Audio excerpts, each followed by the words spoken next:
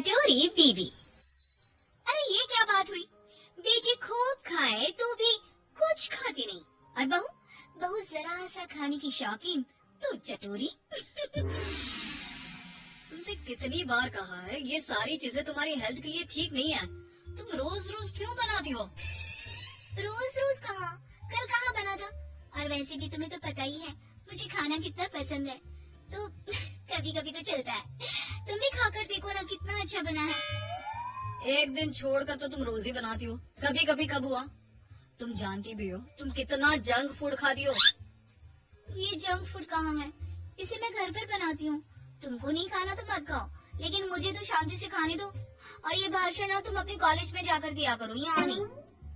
अब इस भूखी औरत को कौन समझाए कि मैं जो बोल रहा हूँ इसकी भलाई के लिए बोल रहा हूँ, ना कि अपने लिए। शाम को, अरे बच्चों कहाँ हो, देखो मैं तुम्हारे लिए क्या लाई हूँ। मम्मी क्या लाई हो? गर्मा गर्म पकोड़े। अरे वाह पकोड़े। तुम फिर से कुछ ले आई? खुद तो खाती ही हो, ऊपर से बच्चों को भी ऐसा खाना खिलाती हो। दोनों माँ बेटे का साइज बिल्कुल एक जैसा है। मम्मी देखो ना, पापा मुझे मोटा बोल रहे हैं। कैसे बापू तुम? कोई अपने लड्डू जैसे गोल मटोल बेटे को मोटा बोलता है क्या? लड्डू? ये लड्डू नहीं कद्दू है। कद्दू जी माफ कीजिएगा। खैर बच्चे ये सुनकर रोने लगता है। देखो रुला दिया ना मेरे लड्डू को, बेचारा। ले लड्डू तू ये पकोड़े खा, हाँ इनको रहने दे, ये ऐसे ही है टेढ़े। शाम को सुरेश के माँ बाप घर आते हैं। ये इतना सारा खाना तूने किसके लिए बनाया हुआ है बहू? माँ जी ये सब खाना हमारे लिए ही है, आप लोग बड़े दिनों बाद हमसे मिलने आए हैं ना, इतना तो बनता है माँ जी। माँ ये जो बोल रही है ना आपके लिए, वो आपके लिए नहीं है, उसने खुद के लिए बनाया है। माँ जी आप ना इनकी बातों पर ज्यादा ध्यान मत दीजिए, इनकी तो आदत ही है मजाक करने की। आप खाना खाइए ना। बहू खाना तो बहुत अच्छा बना है, एकदम चटपटा। लेकिन हमारी उम्र में लोग चटपटे से ज्यादा सादा भोजन खाना पसंद करते हैं। ये सही बोल रहे हैं। वो क्या है ना बहू, हम लोगों की उम्र में ऐसा खाना पचने में बहुत टाइम लगता है, नहीं तो ऐसा खाना कौन ना खाना चाहे। तो माँ जी खाइए ना एक दिन सबको जाना ही है, तो खाकर क्यों ना जाया जाए। अरे ये तुम क्या बोल रही हो, होश में तो हो। अरे एक दिन सबको जाना है तो क्या सड़क में गाड़ी के नीचे लेट जाए? लगता है खाना तीखा बनाते बनाते बहू की जुबान भी बहुत तीखी हो गई है। बहू सोच समझ के तो बोला करो कि क्या बोल रही हो। माँ जी आप थोड़े दिन और रुक जाइए, मैं आपको रोज ऐसा खाना बनाकर खिलाऊंगी, फिर तो आपका पेट भी इसकी इजाजत दे देगा। बेटा लड़का है, बहू ऐसा खाना खिलाकर मेरा पत्ता जल्दी काटने का सोच रही है। भगवान बचाए ऐसे बहू से। ठीक है माँ जी, लेकिन थोड़ा खाना और तो लीजिए। नहीं बहू मेरा बस हो गया। और ससुर जी आपको तो लेना ही होगा। अरे नहीं बहू रहने दो, मेरा भी बस हो गया।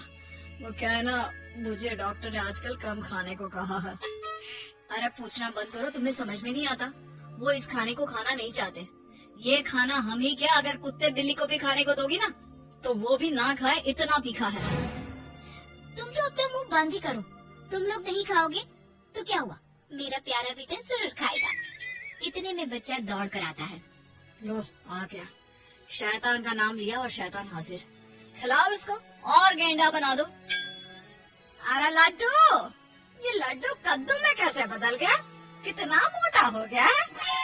सच्ची दादी मैं मोटा हो गया क्या?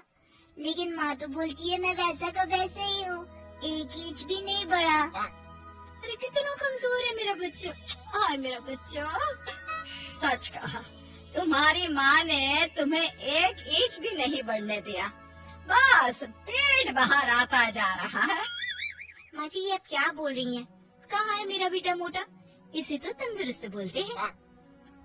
तब तो मुझ जैसे को हड्डी बोलते होंगे ना। आप सभी लोग ना मेरे बेटे और मेरा मजाक मत उड़ाइए।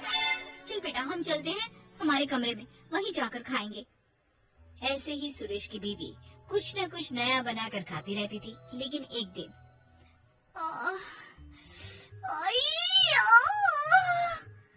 क्या हुआ? क्यों नाटक कर रही हो? अगर तुम मेरा ध्यान अपनी तरफ खींचने के लिए ये सब कर रही हो तो नहीं जी, मुझे सच्ची में बहुत दर्द हो रहा है। इतना दर्द जैसे पेट में आग लग गई हो। क्या सच्ची में? क्या खाया था? आग पेट में लग गई? कैसे? मैं दर्द से परेशान हूँ और आपको मजाक लग रहा है। मैं ये दर्द नहीं सह पाऊंगी। मुझे डॉक्टर के पास ले चलिए प्लीज। पागल, डॉक्टर के पास नहीं, तुझे तो किसी खाने के ठेले में खड़ा कर देते हैं। क्यों? वहीं जाकर तुम ठीक हो जाओगी। सुरेश अपनी बीवी को पास के हॉस्पिटल ले जाता है और उसे दिखाता है। डॉक्टर जी, क्या हुआ है? मेरी बीवी को ऐसा क्यों लगता है जैसे उसके पेट में आग लगी है? कहीं ये... पति डर सा जाता है, लेकिन तभी अरे नहीं नहीं, कुछ नहीं। वो क्या है ना, लगता है आपकी बीवी कुछ ज्यादा ही तीखा खाना खाती है। अब आजकल की औरतें कहाँ ऐसा खाना खाती हैं, लेकिन अब इसी के कारण उनके पेट में इन्फेक्शन हो गया है। अच्छा, तो डॉक्टर ये इन्फेक्शन सही कैसे होगा? ये तो तीखा खाना छोड़ ही नहीं सकती। नहीं छोड़ सकती तो क्या होता है? अरे भैया, इनको तीखा और बाहर का खाना बंद करना ही होगा, नहीं तो ये इन्फेक्शन फैल गया तो अच्छा नहीं है। इसका ऑपरेशन करना पड़ेगा। फिर तो ये गजब सा फिगर है ना भाभी जी का, वो अम्मी जी जैसा हो जाएगा। बाकी भाभी जी की मर्जी। नहीं नहीं, मैं मोटी आंटी जैसी नहीं बनना चाहती। पर डॉक्टर साहब, अच्छा मैं ये सब खाना छोड़ दूंगी। पति डॉक्टर को देखता है और फिर तुमने सुना डॉक्टर की बात? तुमसे कितनी बार कहा मैंने, लेकिन तुम नहीं मानी। अब कर देना अपनी तबीयत खराब और खाओ तीखा चटपटा खाना। तुम अब चिढ़ाओ मत मुझे। अच्छा तुम ये डॉक्टर से पूछ कर आओ ना कि हफ्ते में एक दिन खा सकते हैं क्या? उस वक्त तो डर के मैंने बोल दिया था, लेकिन अब मुझे मुश्किल लग रहा है। यहाँ जान पर बनाई है और इसको खाने की पड़ी है। अभी भी आधी रात को मेरी नींद खराब कर तुमको अपने खाने की चिंता हो रही है। यार कुछ तो सुधर जाओ। तभी सास बच्ची को लेकर आती है। बेटा, ये छोटू भी पता नहीं क्यों पेट पकड़ कर बैठा है, जरा देख ले। अब इसे क्या हो गया? माँ, मुझे तो डर लग रहा है कि कहीं इन दोनों का ही ऑपरेशन ना करवाना पड़ जाए। अरे पर तुम पैसे कहाँ से लाएगा? वैसे बहू के गहने हैं ना, उसे बेच सकते हैं हम। नहीं नहीं, मेरे गहनों की ओर ना देखना। मैं वादा करती हूँ, मैं चटोरे खाने की ओर नजर भी नहीं लगाऊंगी। मम्मी, ये आप क्या कह रही हो? हाँ बेटा, मेरी गलती है कि मैंने इतना चटोरा तुझे बना दिया। मुझे माफ कर दे।